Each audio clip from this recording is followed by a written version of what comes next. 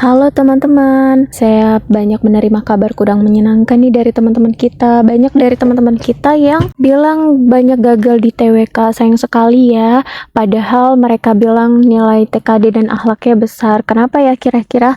Sebenarnya analisa dari saya pribadi dan dari beberapa orang sebenarnya, karena TWK ini kan soalnya hanya 10 soal tuh. Jadi kalau kita salah 5 saja, kita sudah nggak lulus untuk TWK. Sedangkan untuk soal yang lain kan banyak. Jadi kalau kita salah 5, potensi untuk lulusnya masih besar. Semakin sedikit soal, potensi untuk kita semakin banyak kesalahan itu sebenarnya semakin besar. Oleh karena itu kita butuh banyak persiapan, mengingat memang cakupan materi TWK ini banyak sekali. Nah, di video kali ini saya sajikan video sebenarnya yang sudah saya upload di bawah, tapi saya lihat viewersnya nggak terlalu banyak. Saya khawatir teman-teman sebenarnya butuh banget materi ini, karena menurut saya pribadi materi ini sangat membantu sekali mengerjakan soal-soal, karena mereka bilang banyak yang dapat 3 pasal-pasal gitu, dan menurut saya 3 soal itu sangat penting sekali mengingat hanya 10 soal gitu, artinya sudah 30% sendiri gitu. Kalau 3 soal itu teman-teman benar akan menyumbang kelolosan teman-teman yang lebih besar lagi. Selamat menonton teman-teman, semoga membantu. Assalamualaikum warahmatullahi wabarakatuh. Apa kabar teman-teman semua? Semoga selalu dalam keadaan sehat, baik selalu semangat. Nah, pada kesempatan kali ini kita akan membahas tentang Undang-Undang Dasar 45. Seperti janji saya kemarin, kita akan membahas tentang poin-poin apa saja yang sering muncul di pembukaan di soal berkaitan dengan pasal-pasal yang ada di Undang-Undang Dasar 1945. Nanti akan poin-poinnya aja, jadi nggak semuanya dibacakan. Kemudian setelah kemarin kita selesai Pancasila, kemarin kita bahas Pancasila ya, jadi sekarang kita bahas tentang Undang-Undang 1945. Sedikit review tentang Undang-Undang Dasar 1945, bahwa ini Undang-Undang Dasar 1945 sebelum diamandemen ini terdiri dari tiga bagian ya, yaitu pembukaan, kemudian batang tubuh, dan penjelasan, di mana batang tubuh ini terdiri dari 16 bab, kemudian 37 pasal, 65 ayat, 4 pasal aturan peralihan, dan 2 pasal aturan tambahan. Kemudian setelah di amandemen, bagian-bagiannya ini hanya ada 2, yaitu bagian pembukaan dan pasal-pasal, di mana babnya bertambah menjadi 20 bab, yang itu artinya ketika babnya bertambah, pasal dan ayatnya juga bertambah. 20 bab, kemudian 73 pasal, 197 ayat, yang tadinya 4 aturan peralihan ya, 4 pasal aturan peralihan menjadi 3 pasal aturan peralihan dan 2 pasal aturan tambahan. Kemudian di bagian penjelasan ini nggak ada. Kemudian, nah di tanggal amandemen ini, selama Undang-Undang Dasar 1945 ada, yaitu pernah diamandemen sebanyak 4 kali, yaitu di 19 Oktober 99, yang kedua 1 hari setelah perayaan kemerdekaan di tahun 2000, kemudian pada amandemen ketiga pada 9 November tahun 2001, dan amandemen keempat ini beberapa hari sebelum kemerdekaan di tahun 2002. Jadi ini berurutan ya, dari tahun 99, 2000, 2001, dan 2002. Hingga saat ini Undang-Undang Dasar 1945 hanya mengalami 4 kali amandemen. Kemudian ini adalah sila-sila yang di amandemen. Ini tidak perlu dihafalkan. Kemudian yang tidak diamandemen ini hanya 5 pasal maksudnya. Pasal yang diamandemen, yang tidak diamandemen ini hanya 5 pasal, yaitu pasal 4, pasal 10, pasal 12, pasal 29, pasal 35. Kemudian ini kemarin juga sudah kita bahas ya, bahwa 3 garis besar batang tubuh itu di pasal-pasal Undang-Undang Dasar 1945 itu adalah tentang hal bentuk negara, hal lembaga negara, dan hal warga negara. Baik, kita langsung ke isi-isi dari Undang-Undang Dasar 1945. Ya, saya ingatkan lagi bahwa ini sering sekali keluar di bab 1, ini menyatakan tentang bentuk negara. Pasal 1-nya menyatakan bahwa bentuk negara kita adalah republik. Kemudian Kedaulatannya ada di tangan rakyat, kemudian Indonesia adalah negara hukum. Di pasal 2-nya menyatakan bahwa MPR ini terdiri dari DPR dan DPD yang dipilih melalui pemilu, kemudian MPR ini mengadakan sidang minimal 1 kali dalam 5 tahun, kemudian putusan dari sidang itu didapatkan dari suara terbanyak. Jadi pasal 2 ini ngomongin tentang MPR. Kemudian di pasal 3-nya dikatakan bahwa MPR ini menetapkan undang-undang dan kemudian MPR juga mengangkat presiden dan wakil presiden, dan MPR hanya dapat memberhentikan presiden dalam masa jabatannya. Jadi untuk MPR ini biasanya nggak keluar, biasanya yang keluar pasalnya nanti ya, di sini nanti ada penjelasannya yang biasanya keluar bla bla bla bla adalah pasal dari gitu. Tapi selebihnya biasanya hanya menanyakan peraturannya saja, seperti contohnya apa tugas MPR, berikut ini adalah tugas MPR kecuali, seperti itu. Kemudian di pasal keempatnya mengatakan bahwa presiden itu memegang kuasa pemerintahan, kemudian presiden dibantu oleh wakil presiden. Presiden dapat mengajukan RUU ke DPR. Ini juga diperhatikan ya, bahwa yang mengajukan rancangan undang-undang ke DPR adalah presiden. Kemudian presiden juga menetapkan peraturan pemerintah. Kemudian pasal 6 ini menyatakan tentang syarat dari calon presiden dan wakil presiden, di mana salah satu syarat menjadi calon presiden dan wakil presiden ini adalah berkewarganegaraan Republik Indonesia, kemudian tidak pernah mengkhianati negara, kemudian tidak pernah menerima kebangsaan negara lain atas kemauannya sendiri, dan lain-lain. Kemudian masa jabatan presiden ini adalah 5 tahun dan dapat dipilih kembali 1 kali lagi. Jadi kalau misalnya terpilih berarti 10 tahun. Kemudian presiden dan wakil presiden itu juga dapat diberhentikan jika melanggar hukum. Kemudian pemberhentian presiden itu diberhentikan atas usul dari DPR. Kemudian diperiksa oleh MK. Nah, fungsi usul DPR ini adalah sebagai pelaksanaan dari fungsi pengawasan, di mana itu akan diterima sebanyak 2/3 dari jumlah anggota DPR. Kemudian MK atas usulan DPR tadi ya, MK wajib memeriksa maksimal 90 hari. Nah, jika terbukti maka DPR akan mengadakan sidang paripurna. Kemudian MPR mengadakan sidang maksimal 30 hari setelah diterima. Sidang ini akan diterima jika 3/4 dari anggota ini hadir dan 2/3 dari anggota yang hadir itu setuju. Baru dapat dikatakan presiden atau wakil presiden ini dapat diberhentikan. Kemudian presiden itu juga tidak dapat membubarkan DPR. Intinya pasal 7 ini menceritakan tentang bagaimana alur pemberhentian presiden dan wakil presiden. Kemudian di pasal 8-nya ini mengatur tentang bagaimana jika terjadi kekosongan presiden dan wakil presiden. Di pasal 1-nya dikatakan bahwa apabila presiden mangkat, kemudian berhenti atau diberhentikan dengan tidak hormat, maka tugas presiden ini akan diwakilkan oleh wakil presiden sampai masa jabatannya habis. Kemudian dalam waktu maksimal 60 hari, jika wakil presiden tadi yang menggantikan presiden ini juga mangkat, kemudian berhenti atau diberhentikan, maka MPR itu harus mengadakan sidang maksimal 60 hari dan mengusulkan 2 calon dari presiden. Jadi kalau wakil presidennya sudah nggak mau atau sudah berhenti atau sudah diberhentikan, maka presiden yang mengusulkan 2 calon.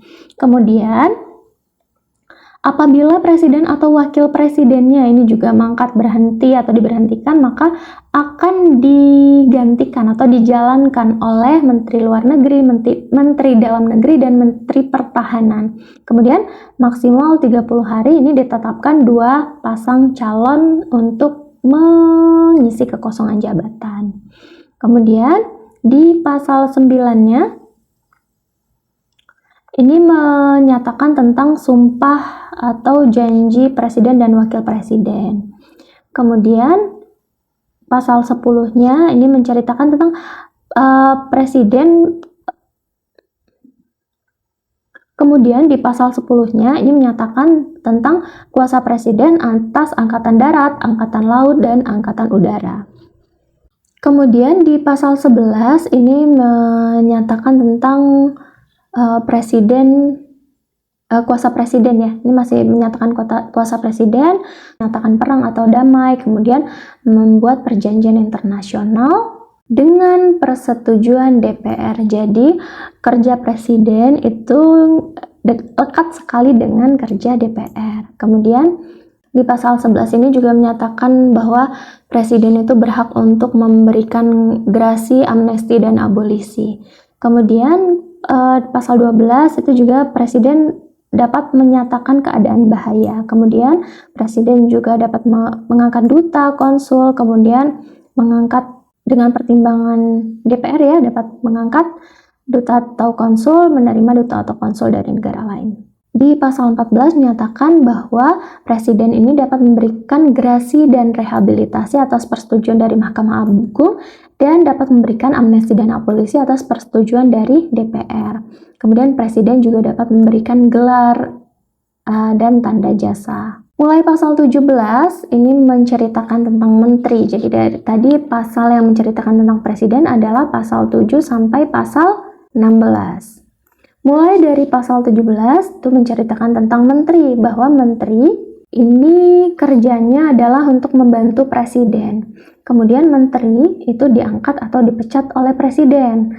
Kemudian satu menteri ini mengurusi satu urusan, ya, menteri dalam negeri, menteri luar negeri, dan menteri-menteri yang lain itu diangkat dan diberhentikan oleh presiden ya. Kemudian mulai pasal 18 itu menyatakan tentang pemerintah daerah, bahwa NKRI itu terdiri dari provinsi dan kabupaten atau kota.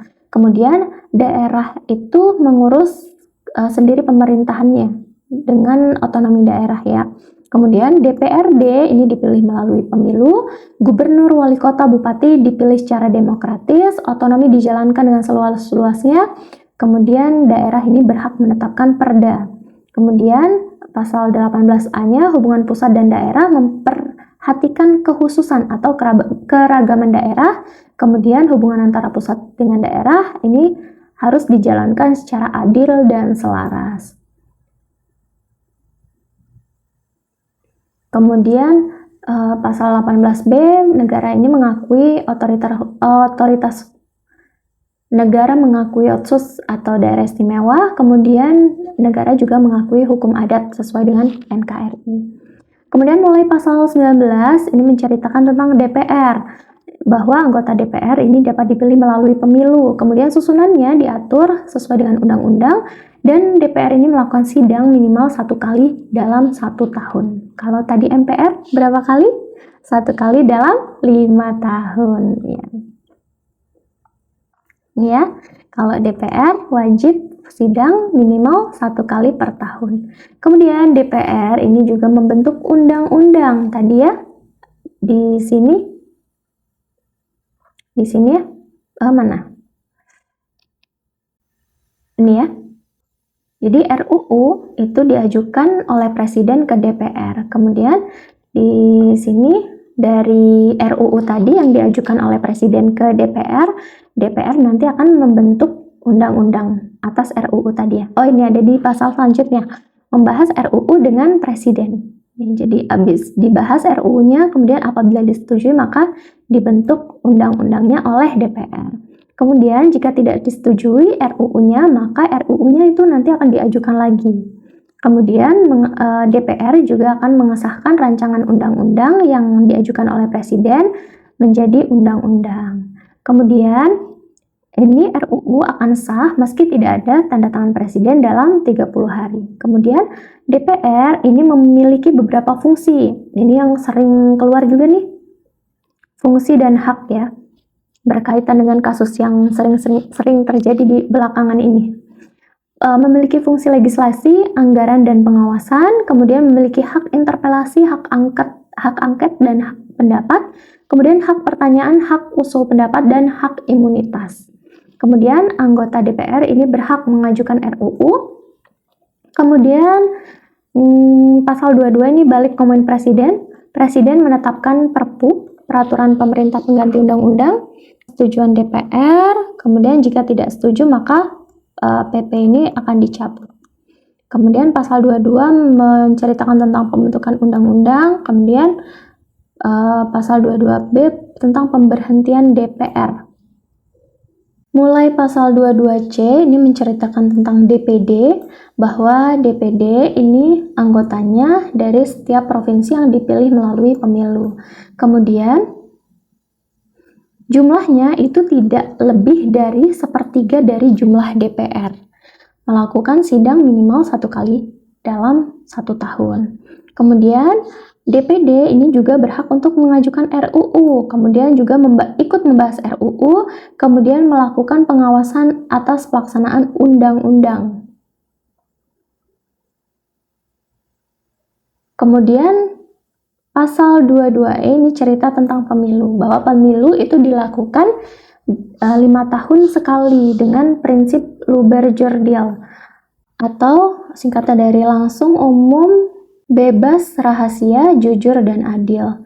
Pemilu ini dilaksanakan untuk memilih DPR, DPD, DPD, presiden, dan wakil presiden. Kemudian pesertanya adalah DPR-DPRD yang harus dengan parpol, kemudian yang peserta DPD boleh secara individual. Kemudian KPU nasional itu bersifat tetap dan mandiri. Pasal 23 ini membahas tentang hal keuangan negara, bahwa APBN itu diadakan setiap tahun dengan prinsip terbuka untuk kemakmuran rakyat. Kemudian RUU diajukan oleh presiden, dibahas dengan DPR ya, kembali ya, bahwa apabila rancangan ini tidak disetujui, maka menggunakan rancangan tahun lalu. Pasal 23A menyatakan tentang pajak, pasal 23B tentang mata uang, kemudian pasal 23D tentang bank sentral, kemudian pasal 23E menyatakan tentang BPK. Badan Pemeriksa Keuangan memeriksa PT JKN, kemudian hasilnya diserahkan oleh DPR, DPD, dan DPD. Kemudian hasilnya nanti hasil yang sudah diserahkan kepada DPR, DPD, dan DPD nanti akan ditindaklanjuti. Kemudian anggota BPK ini dipilih oleh DPR, disahkannya oleh presiden. Tugas DPR banyak ya. Kemudian pimpinan ini akan dipilih oleh anggota BPK. Kemudian kedudukan dari BPK ini ada di pusat dan perwakilan. Kemudian di pasal 24 ini menceritakan tentang kehakiman, bahwa kehakiman itu bersifat merdeka, menegakkan hukum dan keadilan. Kehakiman ini terdiri dari MK dan MA, yang terdiri dari Mahkamah Umum, Agama, Militer, dan TUN. Kemudian pasal 24A ini menyatakan tentang Mahkamah Agungnya, yang mana tadi dijelaskan ya, bahwa Mahkamah Agung itu meliputi peradilan umum, kemudian peradilan agama, peradilan militer, dan peradilan tun atau tata usaha negara. Kemudian dikatakan bahwa Mahkamah Agung ini berwenang untuk mengadili tingkat kasasi, kemudian menguji peraturan undang-undang di bawah peraturan perundang-undangan, maksudnya di bawah undang-undang terhadap undang-undang. Kemudian Mahkamah Agung juga harus memiliki integritas, kemudian profesional, dan pengalaman di bidang hukum. Kemudian calon hakim agung ini diusulkan oleh Komisi Yudisial kepada DPR, kemudian disahkan oleh Presiden. Jadi sebenarnya usul-usul itu banyak diinikan oleh DPR ya. Nah, kemudian di dalam hal Mahkamah Agung, usul dari KY kepada DPR ini nanti akan disahkan oleh Presiden. Kemudian ketua atau ketua dan wakil ketua dari Mahkamah Agung ini dipilih oleh Hakim Agung. Kemudian di pasal 24B-nya ini menceritakan tentang komisi yudisialnya. Komisi yudisial ini berwenang mengusulkan pengangkatan Hakim Agung. Dan mengusulkan pengangkatan Hakim Agung ya, kemudian harus memiliki pengetahuan, pengalaman, dan integritas juga. Kemudian anggotanya ini diangkat oleh Presiden atas usulan dari DPR, sama ya dengan MA. Kemudian pasal 24C-nya ini tentang Mahkamah Konstitusi. Mahkamah Konstitusi ini berwenang untuk mengadili tingkat pertama dan terakhir yang putusannya bersifat final untuk menguji undang-undang terhadap Undang-Undang Dasar 1945, memutus sengketa kewenangan lembaga negara yang kewenangannya diberikan oleh undang-undang, kemudian memutus pembubaran partai politik ya, kemudian memutus sengketa pemilu. Ini kasus yang akhir-akhir ini sengketa pemilu akan diajukan kepada Mahkamah Konstitusi. Kemudian Mahkamah Konstitusi ini wajib memberikan putusan atas usul dari DPR mengenai pelanggaran yang dilakukan oleh Presiden dan atau Wakil Presiden. Kemudian Mahkamah Konstitusi ini mempunyai 9 anggota. Ya, yang ditetapkan oleh Presiden. Yang diajukan masing-masing 3 orang oleh Mahkamah Agung dan 3 orang oleh Presiden dan 3 orang oleh DPR. Kemudian ketua dan wakil ketua Mahkamah Konstitusi ini dipilih dari dan oleh Hakim Konstitusi. Jadi Hakim Konstitusi ini nanti akan memilih ketua dan wakil dari Mahkamah Konstitusi. Dia nggak ditetapkan oleh Hakim Agung. Hakim Agung ini di lingkungan Mahkamah Agung, tapi kalau di lingkungan Mahkamah Konstitusi akan ditetapkan oleh Hakim Konstitusi. Kemudian anggotanya ini harus memiliki sama ya dengan MA dan KY, harus memiliki integritas, kemudian menguasai konstitusi dan tidak boleh merangkap jabatan.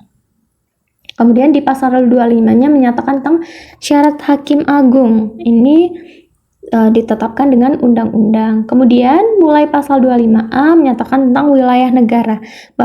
Katanya bahwa Negara Kesatuan Republik Indonesia adalah sebuah negara kepulauan yang berciri Nusantara dengan wilayah yang batas-batas dan hak-haknya ditetapkan oleh undang-undang. Di pasal 26-nya menyatakan tentang warga negara, yang dimana dikatakan bahwa yang menjadi warga negara adalah orang Indonesia asli dan orang bangsa lain yang disahkan oleh undang-undang sebagai warga negara. Nah, bedanya dengan penduduk itu adalah warga negara Indonesia dan orang asing yang bertempat tinggal di Indonesia.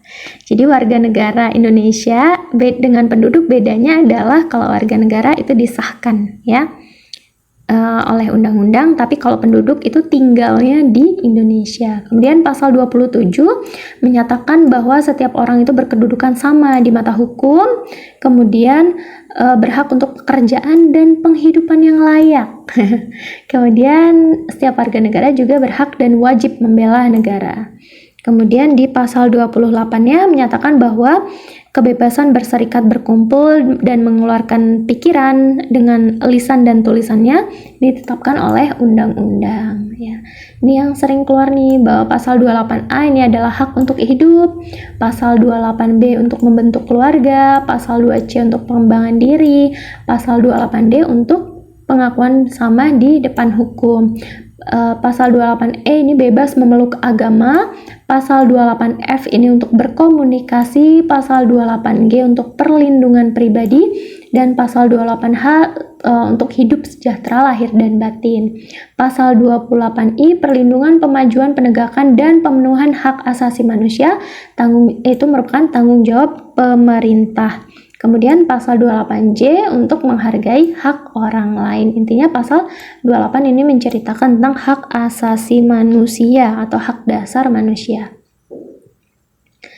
Kemudian di pasal 29-nya, ini ringkasan dari pasal 28 ya, karena pasal 28 banyak banget dan menceritakan tentang hal-hal tersebut. Kemudian pasal 29, bahwa negara berdasarkan atas ketuhanan yang Maha Esa. Kemudian negara itu menjamin kebebasan beragama tiap penduduk untuk memeluk agama dan kepercayaan masing-masing, kemudian untuk beribadah menurut agama dan kepercayaan masing-masing. Di pasal 30 ini menceritakan tentang pertahanan dan keamanan. Dikatakan bahwa warga negara itu berhak dan wajib dalam upaya pertahanan dan keamanan negara. Kemudian, usaha pertahanan dan keamanan negara ini dilaksanakan melalui sistem Sishankamrata, sistem pertahanan dan keamanan rakyat semesta yang terdiri dari TNI, Polri, dan rakyat. TNI ini untuk menjalankan fungsi pertahanan dan Polri untuk menjalankan fungsi keamanan. Di pasal 31 menyatakan tentang pendidikan bahwa setiap warga negara itu berhak mendapatkan pendidikan yang layak. Kemudian, setiap warga negara ini wajib mengikuti pendidikan dasar dan dikatakan bahwa pemerintah wajib membiayainya. Kemudian, negara ini memprioritaskan anggaran pendidikan untuk memenuhi penyelenggaraan sistem pendidikan nasional. Kemudian anggaran dari pendidikan ini minimal adalah 20% ya untuk pendidikan. Pendidikan ini digunakan untuk memajukan iptek dan imtak. Kemudian di pasal 32 ini tentang kebudayaan, tentang memajukan kebudayaan dan menghormati bahasa daerah. Di pasal 33 ini menceritakan tentang perekonomian, bahwa ekonomi itu dibentuk atas asas kekeluargaan. Kemudian cabang produksi itu dikuasai oleh negara, kemudian bumi, air, udara, dan yang lainnya itu dikuasai oleh negara untuk kepentingan rakyat. Kemudian berdasarkan demokrasi ekonomi. Kemudian di pasal 34 tentang kesejahteraan dikatakan bahwa fakir miskin dipelihara oleh negara. Kemudian negara juga mengembangkan sistem jaminan sosial. Kemudian ada fasilitas kesehatan juga berdasarkan pasal 34. Kemudian pasal 35 ini menyatakan tentang bendera, bahwa bendera negara Indonesia adalah sang merah putih. Kemudian di pasal 36-nya menyatakan tentang bahasa negara adalah bahasa Indonesia. 36A ini tentang lambang negara, ialah Garuda Pancasila dengan semboyan Bhinneka Tunggal Ika. Kemudian di pasal 36B ini menyatakan tentang lagu kebangsaan Indonesia adalah Indonesia Raya. Kemudian ini ketentuan lebih lanjut ya. Kemudian di pasal 37 tentang perubahan undang-undang. Jika ada perubahan undang-undang, maka usul amandemen ini diagendakan dalam sidang MPR apabila diajukan oleh sekurang-kurangnya sepertiga dari anggota MPR. Kemudian setiap usul ini diajukan tertulis dan dengan alasannya. Kemudian dalam amandemen ini harus dihadiri oleh 2/3 dari anggota DPR dan harus disetujui oleh lebih dari 50% anggota MPR yang hadir plus 1. Ini baru dapat dilakukan amandemen. Tetapi bentuk Negara Kesatuan Republik Indonesia ini tidak dapat dirubah. Nah, kemudian kalau sebelum amandemen kan ada 4 pasal peralihan. Sejak amandemen ada 3 pasal peralihan dan 2 pasal tambahan, di mana di pasal 1 menyatakan bahwa segala peraturan perundang-undangan yang ada masih tetap berlaku selama belum diadakan yang baru menurut Undang-Undang Dasar ini.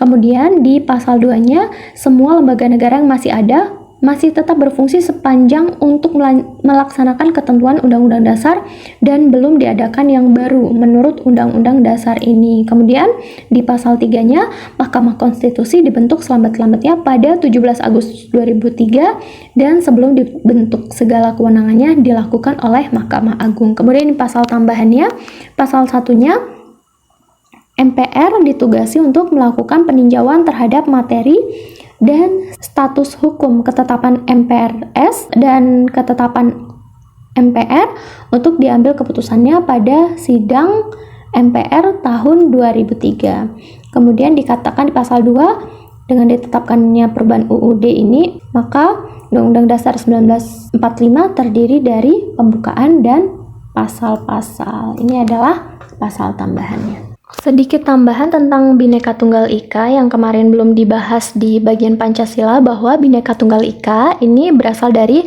kalimat bahasa Jawa kuno, yaitu Bhinneka yang berarti berbeda, kemudian Tunggal ini yang berarti satu, Ika itu adalah itu. Kemudian Bhinneka Tunggal Ika ini diambil dari kitab Sutasoma, ditulis oleh Empu Tantular dan pada zaman Kerajaan Majapahit, dicetuskan oleh Muhammad Yamin, dilanjutkan Tanhana Dharma Mangrawa oleh I Gusti Bagus Sugriwa. Bhinneka Tunggal Ika ini awalnya digunakan untuk mempersatukan umat Hindu Siwa dan umat Buddha selama masa Kerajaan Majapahit.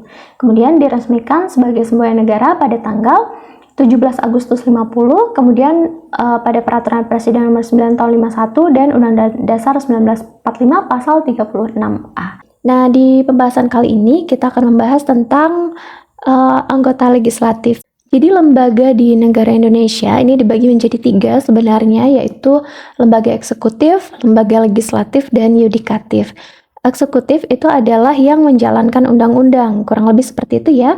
Legislatif ini yang membuat undang-undang, dan yudikatif adalah yang mengadili terhadap pelanggaran undang-undang. Kalau legislatif ini terdiri dari DPR, kemudian eksekutif itu presiden dan wakil presiden.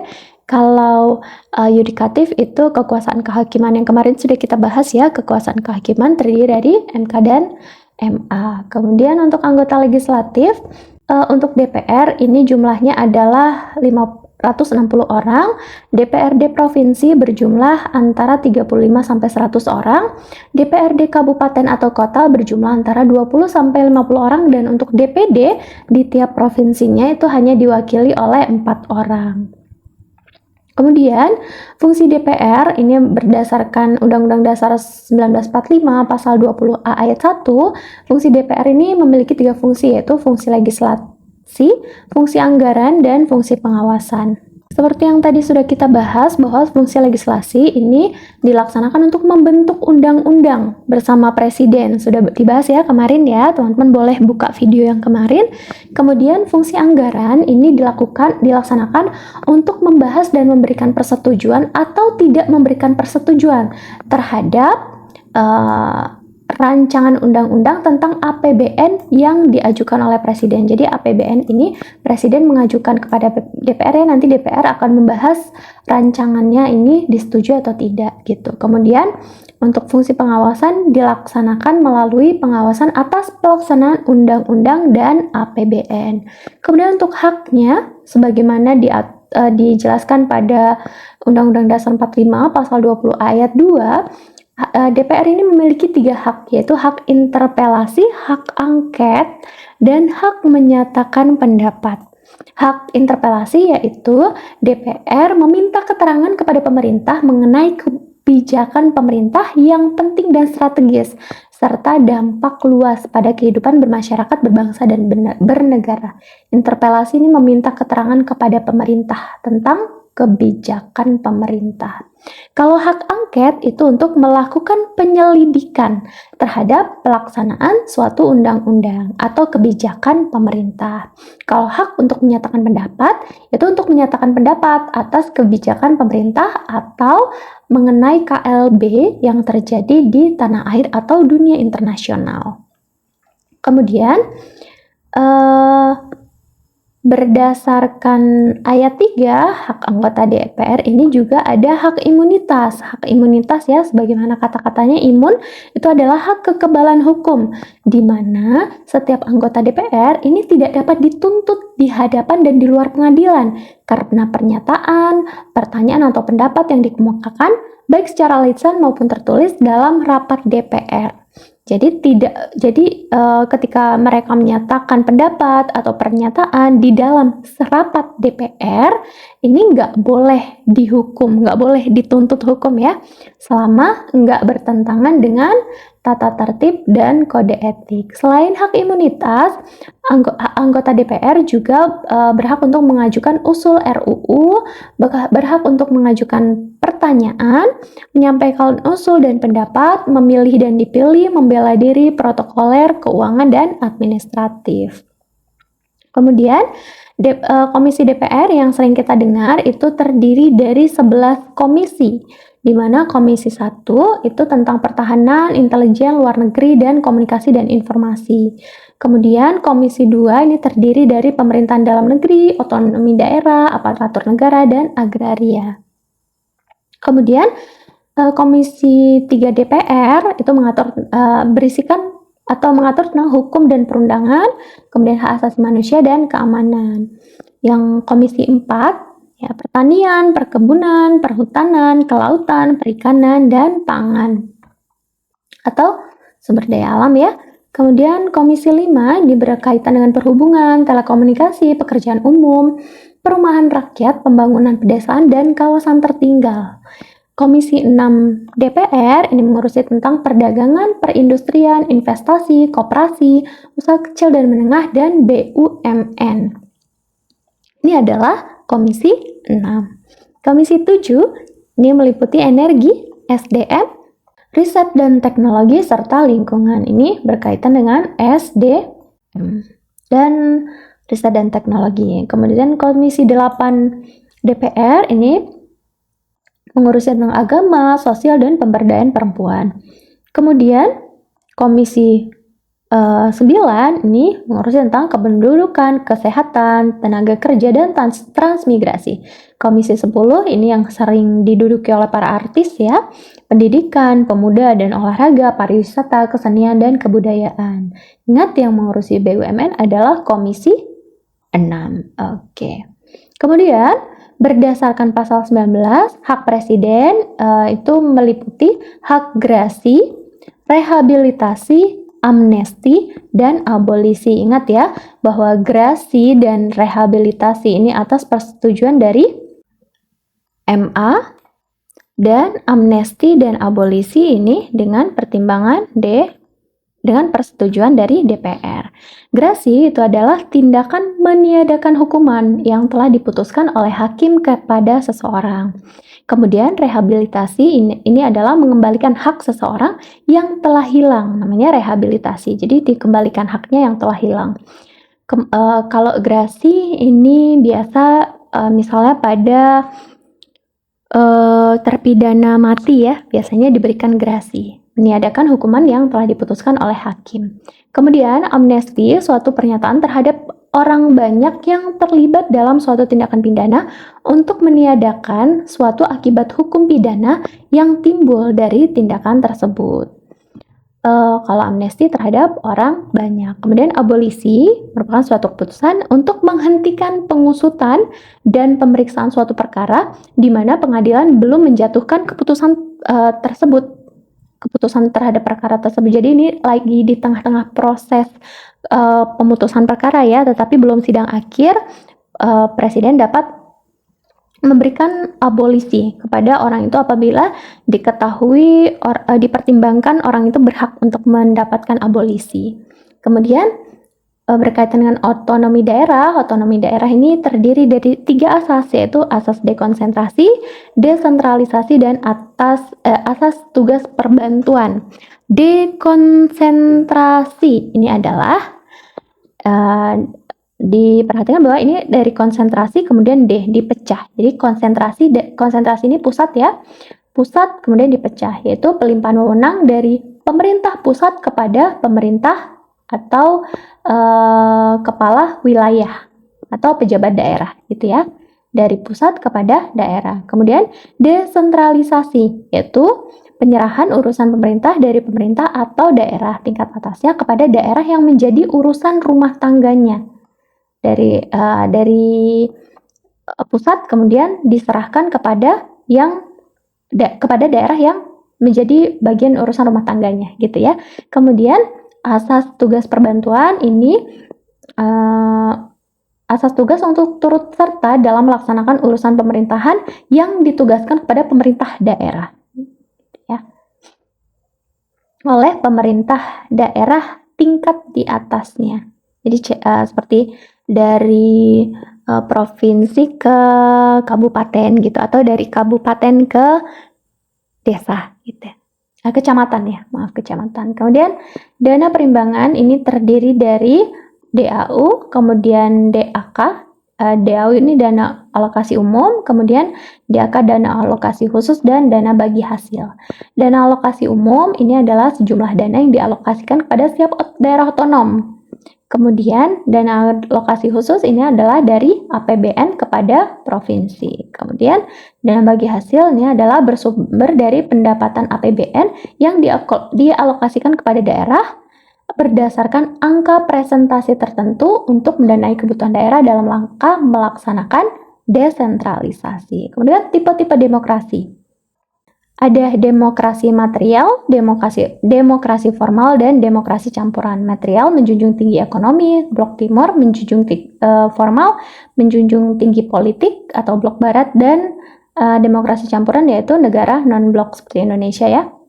Baik, itu dulu berkaitan dengan daerah otonom, kemudian tugas dan hak DPR, presiden, dan lain-lain. Insya Allah nanti kita bertemu di bagian sedikit sejarah ya. Terima kasih, sehat selalu. Semoga dilancarkan urusannya. Assalamualaikum warahmatullahi wabarakatuh.